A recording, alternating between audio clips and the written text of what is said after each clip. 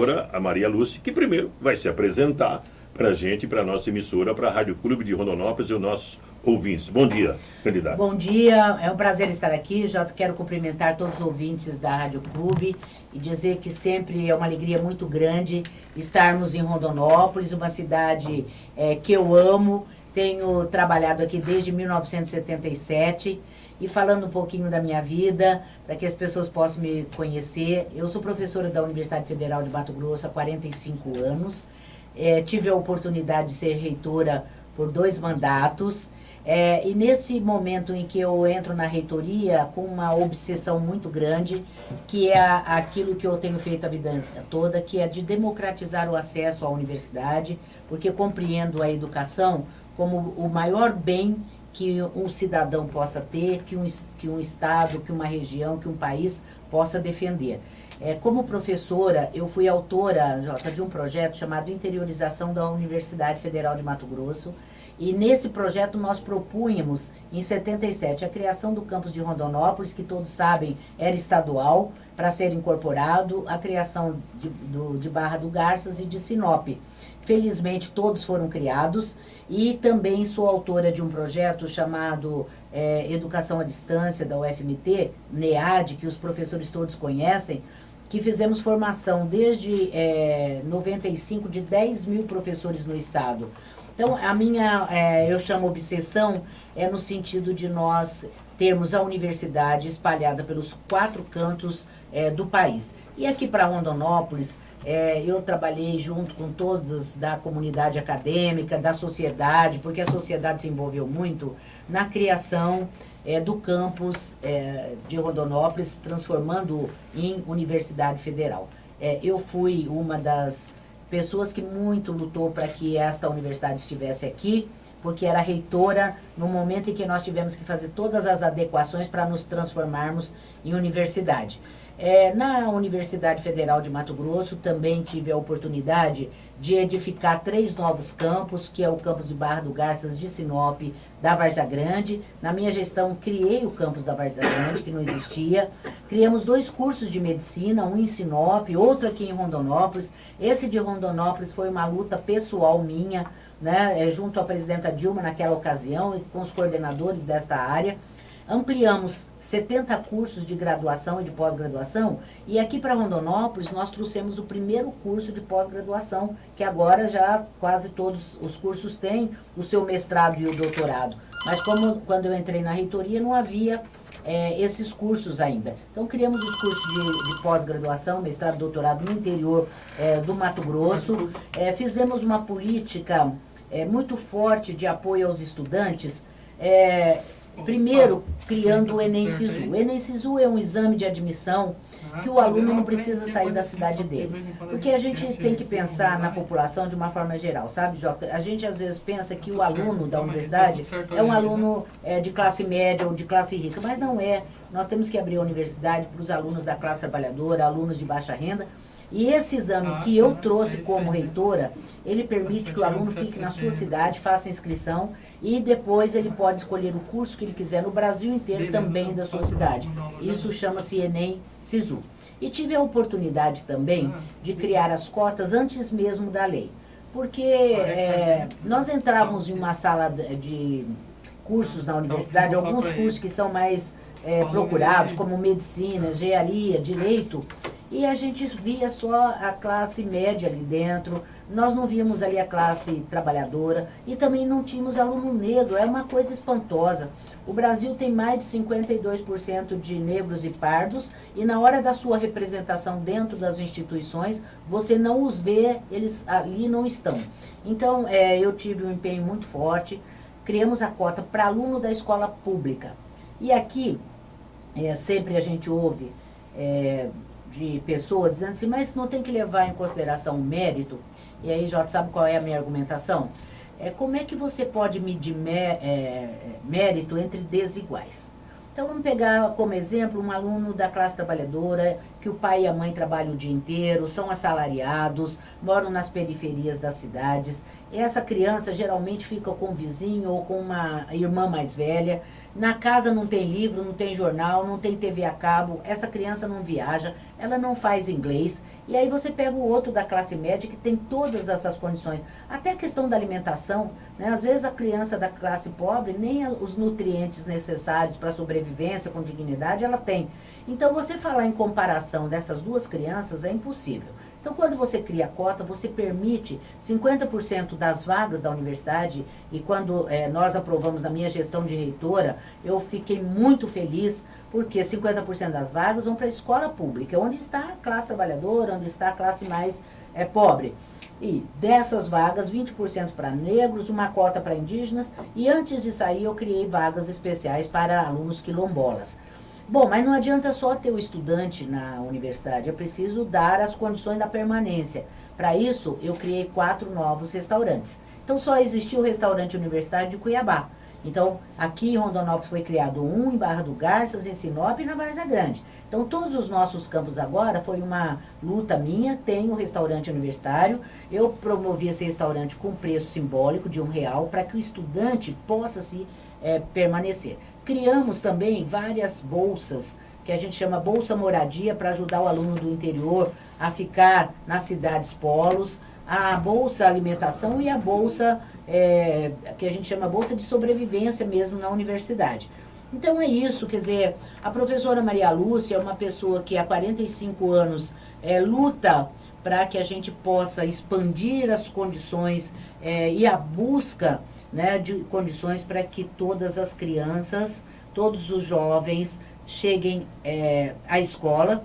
E na universidade, onde eu atuei muito fortemente, há uma realidade brasileira que nós precisamos levar em consideração, Jota. É o seguinte: apenas 17% dos jovens de 18 a 24 anos no Brasil consegue chegar na universidade, isso contando as públicas e as privadas, né?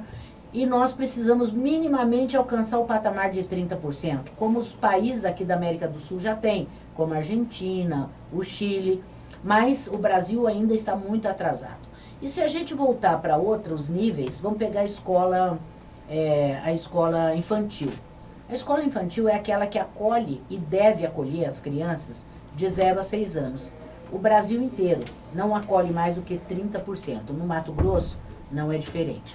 Então, essa escola é muito importante para as crianças. Por quê? Porque o pai e a mãe precisam trabalhar. A criança não pode ficar abandonada com pessoas que não podem orientá-la de uma forma competente, né? E é nessa fase que a criança tem o desenvolvimento mais importante da vida dela, emocional, da inteligência. Então, essa é uma das minhas lutas, a questão da educação. Trazer a escola infantil, né, pelo menos no patamar de 50% no Brasil. A gente tem que lutar por isso, tem que ter meta. A meta é essa, sair dos 30% para 50%. Nós temos um problema na educação infantil, que os nossos estudantes estão entrando na escola, tem vaga para todos. Nós estamos universalizando as séries iniciais, que a gente chama o primário, né, antigamente, mas só que os nossos estudantes estão chegando na 3ª série sem ler e escrever. Então, nós estamos matando o futuro dessas crianças em razão da pouca qualidade que a escola tem. Essa tem que ser outra meta. Nós temos que ter metas e acompanhar essas metas com acompanhamento e avaliação permanente. No ensino médio, onde estão os jovens, nós temos que começar a ampliar as possibilidades. Não só a escola propedêutica, que é aquela que ensina a ciência, a física, a química, a matemática, mas as escolas profissionalizantes, as escolas de ofício, né? Para depois eu vou trabalhar isso quando a gente tocar a questão da violência, né? Então, a professora Maria Lúcia é isso, é uma obcecada pela educação. A minha vida toda foi dedicada a isso, a levar a educação, o estudo, porque eu aprendi com meu pai, nós éramos de classe média baixa, e meu pai sempre dizia, minha filha, nós somos 11 irmãos, a única coisa que eu posso deixar para vocês é o estudo.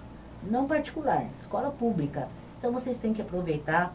E foi esse estudo que me permitiu ser contratada na UFMT com 21 anos de idade e depois ter uma carreira, passei por todos os cargos, chefe de departamento, coordenadora de curso, diretora de faculdade, pró-reitora de extensão, pró-reitora de ensino de graduação e, por último, chegar na reitoria. Eu fui eleita em 2008, depois fui reeleita em 2016, porque as pessoas compreendem essa nossa luta, essa vontade de que a educação realmente seja o eixo de sustentação do nosso país. É verdade, a educação, um país sem educação, ele perde a sua referência, né? A educação, inclusive, na abertura do programa, eu elogiei os professores e as professoras, que deve ser melhor remunerada, porque pela mão do professor e da professora passam os grandes homens, grandes cabeças, homens e mulheres, médicos, doutores, pilotos, engenheiros formados, passa na mão do professor.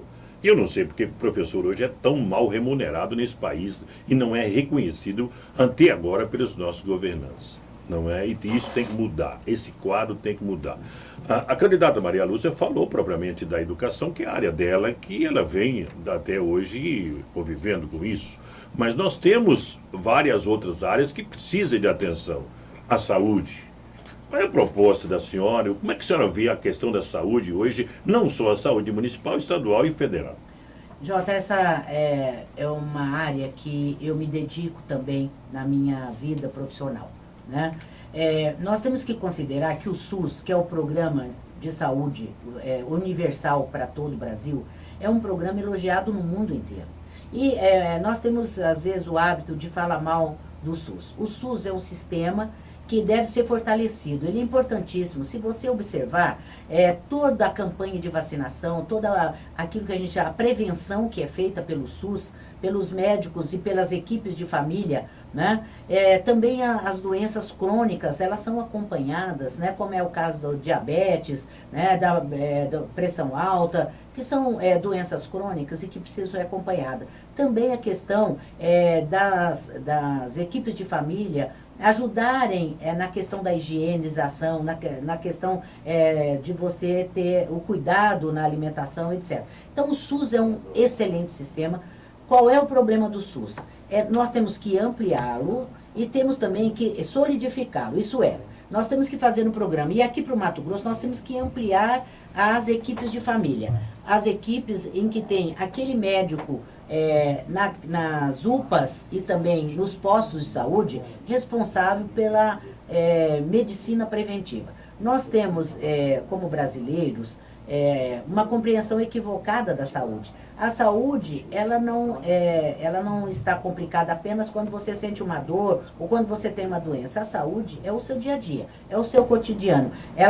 A questão do saneamento básico. Não dá para pensar em saúde sem saneamento básico. Então, nós precisamos ampliar a rede coletora de esgotos em todas as cidades do Mato Grosso. Olha o absurdo, Cuiabá não tem ainda 50% de tratamento de esgoto, jogando aquele esgoto no rio. Isso é uma fonte de contaminação para a saúde. Então, quando a gente pensa na saúde, a gente tem que sair do âmbito só do hospital e do médico e tem que pensar nessa saúde de forma mais ampla. Tudo é prevenção. Tudo é prevenção. Tudo é prevenção. Então, nós temos que primeiro fortalecer a prevenção. E ter um médico de família, a equipe de base. E nesse sentido, eu criei na universidade uma condição para que nós tivéssemos em Mato Grosso um médico de família.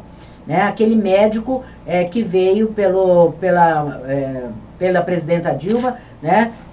O médico que vem e vai para o interior do estado e para o interior e para as cidades de Mato Grosso. Então, essas equipes, elas têm que estar em todas as cidades de Mato Grosso, dependendo do número de habitantes. Essa é a primeira etapa. Então, tem que ampliar e nós temos que fazer isso com muita competência. Tem que estar lá um enfermeiro, um médico, tem que estar lá, se possível, um psicólogo, um dentista. Em cada uma dessas pequenas cidades. Nas cidades grandes, como Rondonópolis, Sinop e Barra, nós temos que pôr por 1.000 habitantes. Então, a cada 10, 20 mil habitantes, ter um posto desse, aquele médico e aquela equipe que acompanha a população. Este é um problema. Então, nós não estamos ainda atendendo a saúde primária, que no meu entendimento, a mais importante de todas, porque é a preventiva. Você vai prevenir para não ter a doença. A questão da água tratada. né? Quando a gente fala em saúde, a gente não pensa na água. Olha, mas a água tratada, ela é fundamental para a garantia da saúde. E a questão da alimentação, né? Alimentação saudável. Nós temos que fazer campanhas permanentes para mostrar o que a população precisa comer e como ela deve comer. Isso, hoje, por exemplo, o Brasil é um Brasil, como também outros países, de pessoas acima do peso, né? Por falta de uma orientação, não só das equipes médicas, mas também da mídia. A mídia pode ajudar muito nesse sentido, né? Então é isso, essa primeira fase do SUS que tá certo? O atendimento primário, o atendimento que está do lado da casa do... E aí vamos falar de hospitais. Os hospitais regionais são fundamentais também, né? Hoje, por exemplo, aqui em Rondonópolis tem um hospital regional, né? Hospital regional e a Santa Casa. E a Santa Casa. Mas nós temos cidades, por exemplo, como Barra do Garça, que não tem hospital regional, que é o hospital do Estado. Porque o município, Jota, ele não tem a condição econômica, financeira, capaz, tá certo, de dar conta, porque a saúde é cara. Essa saúde, já que a gente chama secundária, que já é de tratamentos, etc., das doenças, ela é muito cara, né? E nós vamos ter que, então, ter mais hospitais regionais e o Estado tendo isso. É claro que o governo federal, ele tem que ajudar o Estado e tem que ajudar os municípios. Os municípios não têm a condição. E temos que ter os hospitais de alta complexidade. E aqui eu quero lamentar muito, porque quando fui reitora, Jota, eu consegui, junto ao ministro da Educação e com a presidenta Dilma, 60 milhões de reais para a construção do que nós chamamos um hospital de alta complexidade, que estaria em Cuiabá recebendo todas aquelas doenças e tratamentos que não são possíveis nos hospitais regionais. Um hospital de 48 mil metros quadrados, 350 leitos, sendo 50 só de UTI. E com todas as especialidades ali dentro. O que aconteceu? O governo do estado deveria pôr 60 milhões e começar a obra. Então, a obra começou sem os 60 milhões, mas ela começou. Tivemos um problema na licitação, porque a empresa que ganhou, que era do sul do estado, não deu conta, tivemos que suspender, mas teríamos que imediatamente ter feito outra licitação. Faz 4 anos desse novo governo e essa licitação não foi feita. Então nós estamos perdendo a oportunidade de um hospital de alta complexidade para tratar questões do coração, questões do cérebro, questões de transplante e sem condição de fazer porque o Estado ainda não conseguiu fazer a licitação. Então o nosso recurso, que era 60, hoje são 80 milhões. Né? E qual é a vantagem do governo do Estado? Eu não compreendo por que ele não fez esse hospital ainda. Porque ele colocará 80 milhões. Mas esses 80 milhões, com certeza, virá da bancada, dos senadores, dos deputados. E qual é a vantagem dele fazer isso? É que o nosso hospital universitário, ele custa, por ano, o custeio dele é de 120 milhões de reais. Então o governo vai pôr 80 agora, mas ele vai ter o resto da vida dele um hospital federal. Porque o hospital universitário é um hospital federal. Então nós precisamos construir esse hospital. Ele já está no 4º andar de esqueleto, mas nós precisamos retomar a obra. Então, nós temos que fazer hospitais regionais, né? O que a gente tem que fazer agora, por exemplo, de Barra do Garça, tem que estar no programa do governo, tem que estar no meu programa de senadora e terminar o hospital universitário. Porque aí nós estaríamos fazendo um sistema, né? Um sistema SUS, né? Que é aquele que dá conta, porque as Santa Casas, elas também entram, né, nesse sistema, porque elas são... eles são hospitais, né, beneficentes, então nós temos que contar com eles também. Então é isso, é ampliar e consolidar o SUS no Mato Grosso, porque nem todas as cidades têm as suas equipes de família. É verdade, e o nosso hospital regional, ele não consegue, né, a demanda da toda a região sul, não tem como atender toda a região sul, por isso a senhora alertou muito bem que teremos que construir um hospital em Barra do Garças, para atender o médio do Araguaia, e melhorar a nossa hospital regional e a nossa Santa Casa que está passando aqui hoje, que está com a UTI pediátrica fechada há mais de 50 dias. E o governo não se mexe, não se manifesta dessa situação. E a senhora tocou num ponto importante que eu lembro, nós temos que voltar lá atrás. Né? Lá atrás, porque antigamente o coronel falava: coronel, a Ciazinha está passando mal, chama o doutor. O doutor ia lá na casa, na fazenda. Facilitava o trabalho. Hoje não, hoje você tem que ir lá no hospital ou lá na clínica. né? E com essa ideia da senhora é muito boa, ter uns médicos específicos para isso.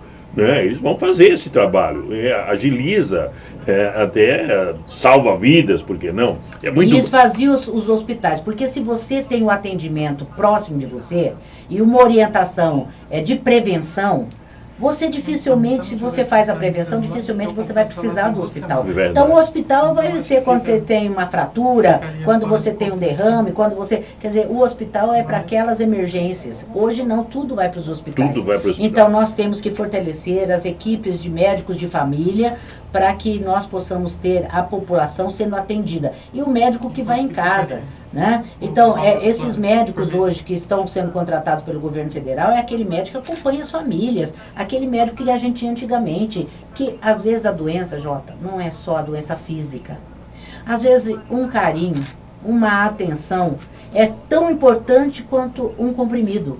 Então, esses médicos, eles têm que ter também essas características de acolher as pessoas, de compreender os dramas delas. Às vezes os problemas de saúde vêm do desemprego. Vem de um filho que está, às vezes, usando uma droga, ou às vezes um parente que se perdeu. Quer dizer, a questão emocional também precisa ser atendida. Então, esse carinho é que precisa ter com a população. É verdade. Deixa eu mandar um abraço para a Laura Barreto, está aqui também, está acompanhando a senhora, está no nosso Facebook. Um abraço para ela, a nossa diretora. Candidata, uma ferida que está doendo, segurança. Essa vai ter que se juntarem para decidir, para resolver o problema de segurança, de violência nesse país. Jota, a violência, ela é um tema difícil, complexo, porque ela não implica só questões de polícia e de presídio. Porque se fosse assim, você melhoraria as condições da polícia, né, com mais viaturas, com salário digno, com plantões, porque o policial trabalha muito. A gente tem que compreender que o policial hoje, ele faz um sacrifício muito grande. Quem acompanha a vida deles sabe o que eles passam sem uma estrutura. Então, é preciso estruturar a polícia é fundamental. E aqui tem uma questão que eu advogo, o seguinte: tem candidato que diz que você tem que pôr arma na mão da população. Eu sou contrária. Você tem que pôr na mão da população, sobretudo jovem, livro. É competência, caneta. Essa é nossa arma é caneta, é escola profissionalizante. Por quê? Porque violência gera violência. Então, a polícia é que é o nosso amparo. Ela tem que ser bem remunerada, tem que ser bem equipada, ter estrutura condizente com o trabalho que ela deve desenvolver. Essa é uma questão que eu advogo e que nós precisamos melhorar. Mas nós precisamos ter um sistema de inteligência, tá certo? Trabalhando, porque você tem que se adiantar aos problemas. Então, se nós temos um grupo de marginais que estão aí trabalhando, por exemplo, com roubo de banco, esse serviço de inteligência antecipadamente já sabe que há essa movimentação e eles, portanto, fazem essa prevenção. Se nós temos as nossas fronteiras aqui que são enormes, e aí entram todas as drogas, principalmente pela Bolívia, né, que a gente sabe de como essas drogas entram, mas entram também por outras fronteiras, né? Nós temos que ter ali um trabalho de inteligência, porque a questão da droga também é gerador de violência. Né? A gente tem que buscar as causas. Então, a droga é um gerador de violência, que você tem que ter, então, portanto, um sistema permanente de vigilância e combate nas fronteiras. Esse é um outro setor. O outro setor é a questão dos presídios. Os presídios hoje estão fazendo PhD, né? Estão fazendo doutorado de bandido, porque ao invés dele estar ali no sistema de correção, para que ele possa sair depois, né, do sistema prisional com uma nova concepção de mundo e de vida, ele não trabalha, ele fica ali o dia inteiro pensando nisso. Então, essa é uma questão. Mas a questão fundamental, no meu modo de ver, é a questão preventiva. É a questão preventiva da violência. E aí vamos colocar a questão dos jovens das periferias. Qual é a proteção que o Estado aqui é governo federal e governo estadual. Qual é a proteção do Estado para os jovens pobres das periferias, para os negros? Porque nas periferias a gente tem que sempre pensar o seguinte: quem é que está na periferia? Quem são os pobres? Geralmente pardos e negros. Olha o índice estatístico que a gente vê. Então, qual é a proteção? Nós temos que ter lá escolas, não só para ensinar as disciplinas, matemática, português. Nós temos que ter lá escolas que ensinem ofício, escolas que sejam de cultura. Onde é que o jovem vai assistir cinema? Né? O jovem tem que ter um espaço onde ele tem ali a cultura, né? O teatro, o cinema, que ele tem ali o lazer, que ele tem o esporte. Então, nós temos que fazer esses centros nas grandes cidades. Rondonópolis pode ter 2 centros, Cuiabá tem que ter uns 10, para que a gente possa trazer a juventude. Esta é a prevenção da violência. Né? Então, a violência não é uma coisa que você combate da noite para o dia, porque você tem que pensar o sistema como um todo e o sistema de proteção. A questão da violência contra a mulher é um absurdo. Nós estamos no século XXI, todo dia morrem mulheres no Brasil. Esta é uma questão difícil e complexa. Por quê? Porque é uma questão cultural. O Brasil, eu digo que nós temos 3 vertentes culturais que, no meu modo de ver, são nefastas para o Brasil, que são horríveis para o Brasil. Um deles é o colonialismo. Porque o colonialismo, quer dizer, quando chega o de fora, ele olha para os de dentro com um olhar, tá certo, de superioridade, e os de dentro são julgados como inferiores. Então aí, toda a nossa, por exemplo, quando nós olhamos para o indígena, né? Nós, que eu digo a sociedade de uma forma em geral, você olha para o indígena com um olhar de superioridade, porque você tem a vertente cultural colonizadora e acha que o índio tem um modo de vida inferior a você. Quando, na realidade, se você for buscar dentro da comunidade indígena, por exemplo, o respeito à criança, o respeito ao idoso, tá certo? Que são coisas que nós aqui não temos mais. Então, é preciso a gente considerar essa primeira vertente. Qual é a segunda? É o escravismo, que é um câncer, que é uma chaga, que é uma doença do brasileiro. O brasileiro, ele teve esta vertente escravista, portanto, o desprezo pelo negro, o desprezo pelo empregado, o desprezo pelo pobre. Está na nossa raiz cultural. Isso você só apaga ou diminui, porque você não apaga, você diminui com as instituições educativas. Porque não é só a escola que é instituição educativa. A mídia tem um papel, a televisão, ela tem que dia e noite trabalhar essa questão. As rádios, né? A igreja tem que trabalhar a questão do respeito à diversidade, o respeito ao outro, o respeito à diferença, os partidos políticos e as grandes instituições.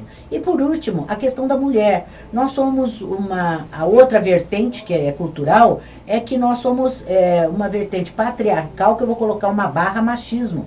Né? Então, as pessoas na família, né, que uma instituição importante na educação também é a família, a igreja, a mídia, a escola. Mas nós, desde o nascimento, a gente faz a diferenciação entre homem e mulher. Homem pode isso, mulher não pode. A mulher é para ser dona de casa, a mulher é para servir o marido, a mulher é para tomar conta do filho, a mulher não é para trabalhar fora, e quando vai, o salário é 70% menor do que o do homem, tá certo? E o homem olha a mulher como uma coisa, né? O homem, é claro, eu estou colocando aqui genericamente, obviamente que há pessoas, homens, que respeitam muito as mulheres e as defendem, mas pela cultura você tem esse sentimento de que mulher é propriedade.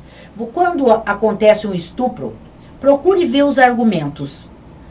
Mas olha a roupa dela. Quer dizer, ao invés de você colocar como um absurdo essa questão de você não respeitar o corpo, tá certo, de uma mulher, você vai pensar, olha o cabelo dela, olha como ela estava pintada, olha a roupa dela. Essa não é a questão. A questão é que tem respeito pela mulher. Então, o feminicídio, que é esta onda de violência, de mortes de mulheres, que acontecem todos os dias. Agora, nesse momento que eu estou falando, uma mulher está morrendo.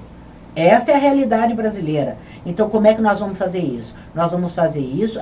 Claro, a Lei Maria da Penha, ela foi importante e é importante, mas nós precisamos mais do que isso. Nós precisamos de uma campanha permanente, diária, cotidiana, de todas as instituições. E as famílias têm que começar a entender que homem e mulher têm o mesmo valor. E o homem tem que ganhar o mesmo que a mulher ganha. E que a mulher, muitas vezes, ela faz o trabalho fora, mas quando ela chega em casa, ela tem um segundo turno. Porque ela tem que fazer o almoço, o jantar, às vezes, para deixar para o outro dia. Ela tem que cuidar, dar banho nos filhos, ela tem que cuidar dos filhos, lavar a roupa, passar a roupa. Quer dizer, a gente tem que entender que a mulher hoje, ela tem um papel fundamental. Ela sustenta a relação familiar, porque é a mulher que sustenta, né, pela cultura. Porque poderia ser diferente, mas a nossa cultura não vê no homem. Muitos homens se sentem diminuídos quando tem que lavar uma panela. Como se aquilo não fosse coisa de homem. Aquilo é coisa de ser humano. Passar roupa à noite, fazer a janta, ia dormir 11 horas, meia-noite e levantar às 5 da manhã. E a professora perguntou, Joãozinho, o que sua mãe faz, seu pai faz? Trabalha numa fábrica, professora. Trabalha pra caramba. E sua mãe? Faz nada, fica em casa. Então tem que acabar com esse troço. A mulher acabar com esse negócio. A mulher atrás do homem, não. Ela tem que estar do lado do homem. Exatamente. Não tem esse negócio mais. Então temos que ter igualdade nessa questão. Sua história resume muito o pensamento machista brasileiro. É verdade. Eu adoro as mulheres, né? Acho que todo mundo deveria adorar as mulheres.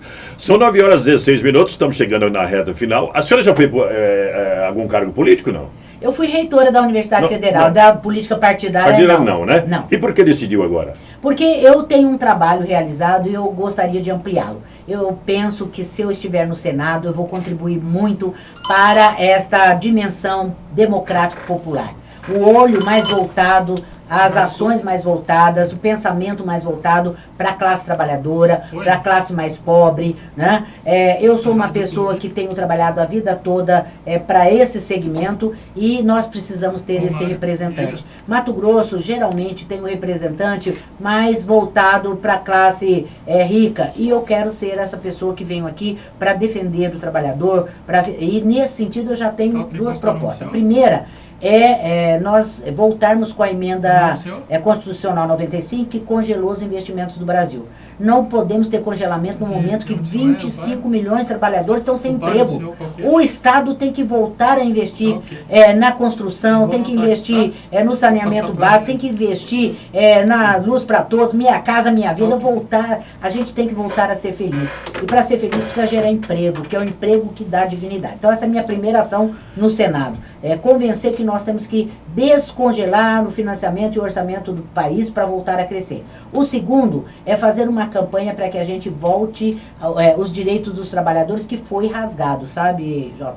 Eles rasgaram a CLT. Lutas de anos, 50, 60 anos, foram rasgadas sem a menor cerimônia. Então o trabalhador tem que entender que hoje ele está pouco assistido.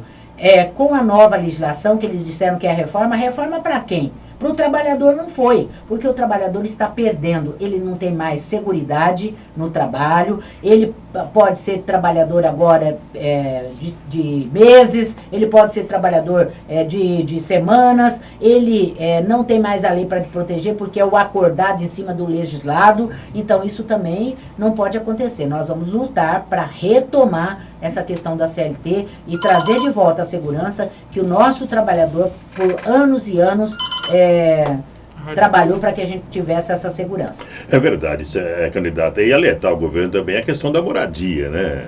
O governo pregou um sonho nas famílias, nas pessoas que sonham ter uma moradia, vai lá e aplica, bota o dinheiro, começa a fazer as moradias e não termina. Em Rondonópolis estamos aí com vários bairros interminados ainda e as pessoas 2, 3, 4, 5 anos em busca do seu sonho. Olha, Jota, eu acho que a população agora, ela começou a compreender o que foi o golpe do impeachment da presidenta Dilma. Foi você desviar as políticas voltadas para a população de mais baixa renda. Essa foi o mote maior. O segundo é não permitir que o presidente Lula... Agora, nós tivemos um governo do presidente Lula que se focou nessa questão de voltar o olhar para a classe trabalhadora e a classe mais humilde. E aí os programas Minha Casa Minha Vida, Luz para Todos, Médico de Família, a universidade, o pobre não chegava na universidade, o pobre começou a andar de avião, tá certo? Então, foi uma política, toda ela pensada e voltada, por isso que os poderosos não perdoam. Essa é a minha avaliação, porque quando a população começa a chegar nos aeroportos, o aeroporto ficou insustentável para certas classes aqui no Brasil. Então nós temos que voltar. Minha Casa Minha Vida é um programa importante, nós não temos emprego. Primeiro, emprego. Segundo, a moradia, isso que dá dignidade para uma família. Terceiro, educação. A pessoa tem que saber que o seu filho está bem assistido. Quarto, a saúde, ele tem que saber que ali do lado dele tem a proteção para o filho que está com febre, o filho que teve um pequeno acidente familiar, etc. Então, e a segurança? Ele pode deixar o seu filho no bairro. É isso. O povo brasileiro precisa disso. O povo brasileiro está esperando voltar a ser feliz. Verdade, já tem gente querendo saber o seu número, candidato. 6, e qual é o partido 5, que estão coligados com a senhora? 4. Então, vou dizer, a nossa coligação é a do governador Wellington, que é 2222, né? 22. 22. Também se na torna nossa... a mesma coisa, 22? 22, pronto. A nossa coligação tem... sou eu, Maria Lúcia, professora Maria Lúcia, meu número é 654, e temos também o Adilto Saquete, que é aqui de Rondonópolis, todos vocês conhecem, então é uma coligação importante, é uma coligação de base em Rondonópolis. Eu não moro aqui, mas eu estive aqui durante 20 anos da minha vida, né? Criei a Universidade Federal de Rondonópolis, criei o centro universitário, expandi os cursos, trouxe o curso de medicina. Então é isso, eu penso que a população de Rondonópolis, ela tem que ter muito carinho no momento da escolha. E eu aqui quero aproveitar, se você me permite, para não só pedir o apoio, mas pedir o voto. Professora Maria Lúcia, 654. Muito fácil, de trás para frente, 654. Muito fácil. Quem são os seus dois vices? Olha, o meu vice é o professor Gilmar, que é um professor... Quem é o primeiro ou o segundo? O Gilmar é o primeiro. Gilmar Soares, que é um professor do Sintep, ele foi presidente do Sintep durante 6 anos, uma pessoa também de garra e de luta. E o outro é o arquiteto Aloysio Arruda, que de Cuiabá, mas também que sempre esteve nessa ala democrático popular. Então, eu estou com 2 suplentes maravilhosos e eu espero contar com o apoio e o voto da população de Rondonópolis. 3 perguntas. Família. Eu tenho 2 filhos, tenho 2 netas, a minha nora está esperando o terceiro, sou casada há 42 anos e a família para mim é tudo na vida. Eu sou filha de 11, eu tenho 11 irmãos vivos ainda, infelizmente nessa semana minha mãe está hospitalizada, ela tem 92 anos, meu pai morreu com 55 anos, nós éramos ainda, só eu casada e uma outra irmã, depois todos mais novos, eu ajudei a criá-los e também a formá-los, todo mundo teve a oportunidade de estudar, porque meu pai era obcecado pela educação, né? Minha mãe infelizmente está no hospital, está na UTI hoje, e mais uma mulher batalhadora que trabalhou na roça, sabe, analfabeta, mas que deu dignidade, e eu me emociono porque eu sei o valor dela. Né? Falar de mãe é profundo, né? Uns sonhos, candidato. O sonho é que nenhuma criança fique fora da escola. Que desde o nascimento ela tenha oportunidades como qualquer outra criança da classe média, da classe alta. Esse é meu sonho, que as crianças aprendam inglês, aprendam francês, aprendam matemática, que elas tenham cultura. Nossas crianças não têm cultura, elas não vão ao cinema, elas não vão ao teatro, elas estão fora de uma realidade de mundo. Que é isso que eu penso, as crianças elas têm que ter as mesmas oportunidades, com jovens altamente qualificados para o trabalho, que possam concorrer não só no emprego, que hoje que as novas tecnologias estão aí, que eles possam entrar nesse mundo do trabalho altamente competitivo, não só nacionalmente, mas internacionalmente. E aí a questão da língua. Por que precisa aprender uma língua estrangeira, sobretudo inglês? É porque hoje o mundo é globalizado, o emprego está aqui, mas está na Venezuela, mas está no Chile, mas está nos Estados Unidos e está na Europa. É esse o meu sonho. É um sonho de longo tempo, mas que a gente precisa ter ele permanente, cotidianamente. Que as famílias voltem a ser felizes. Esse é outro meu sonho. Que nós tenhamos emprego. Eu fico muito triste de saber que tem 25 milhões hoje de pessoas desempregadas no Brasil. São 14 milhões sem a carteira assinada, mas tem mais 10 milhões na informalidade. que as pessoas voltem a ter emprego. Para isso o Brasil precisa voltar a crescer.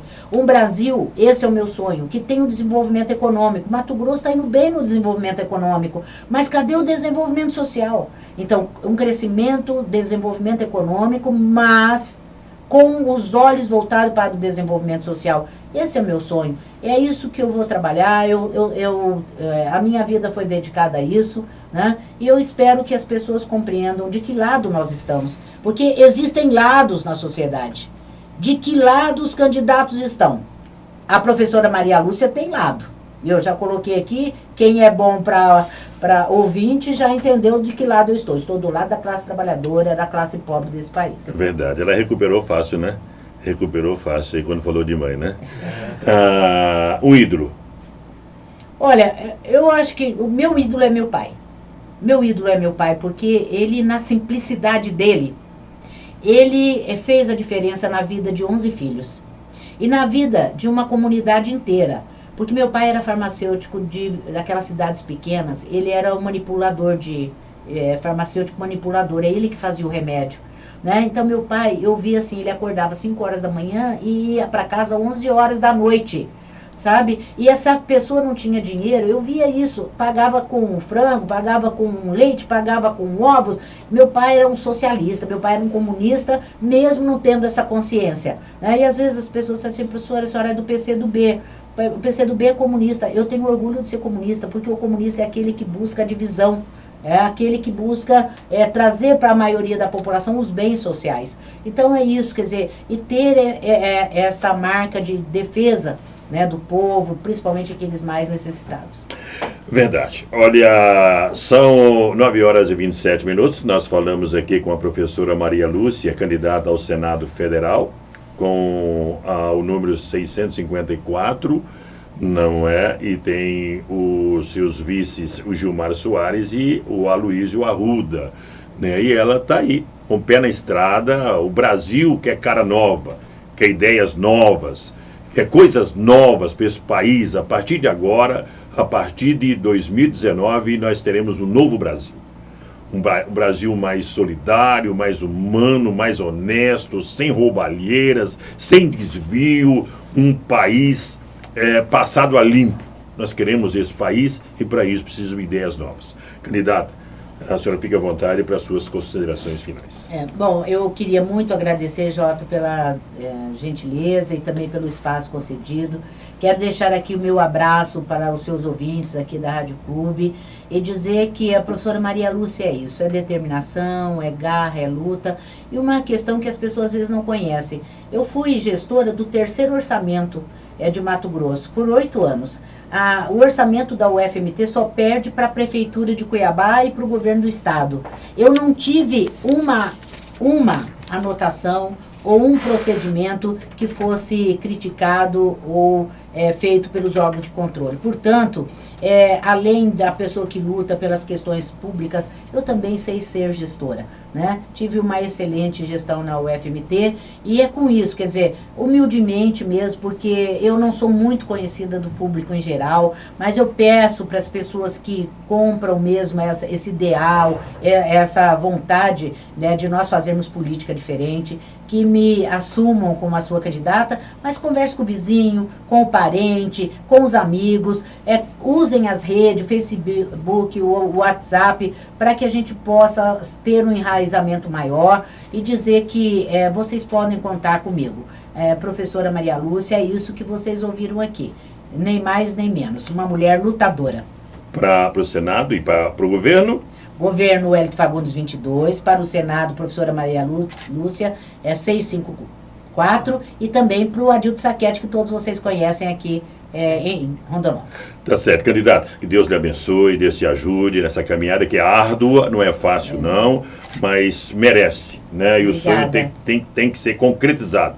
O eleitor sabe o que ele tem que fazer no dia 7 de outubro para escolher os nossos representantes, ou seja, na esfera estadual, federal e mesmo o presidente da República. tá bom? Muito obrigada, um abraço a você e também aqui ao nosso apoiador. Aí eu quero agradecer o Silvio Negri, o vereador, que Isso. também nos pediu para nós recebê-los aqui em nosso programa. Estamos aqui com o Rony, que é o Rony. secretário da Prefeitura de Fazenda, né? E estamos também com o nosso candidato deputado Edivaldo, que é lá de Barra do Garças, nos acompanhando. Ele também está na nossa coligação, candidato a deputado estadual, doutor Edivaldo. Muito bem, é o 65-123, né? 65-123, doutor Edivaldo. Doutor Também Edivaldo. excepcional pessoa, lutadora, que também defende o trabalhador. Ele é advogado de causas trabalhistas. Eu gosto muito de Barra do Garça. Barra do Garça é sensacional, né? O Araguaia lá é maravilhoso. São 9h30 na Clube, 9h30. Olha, saiba como foi o dia da campanha dos presidentes.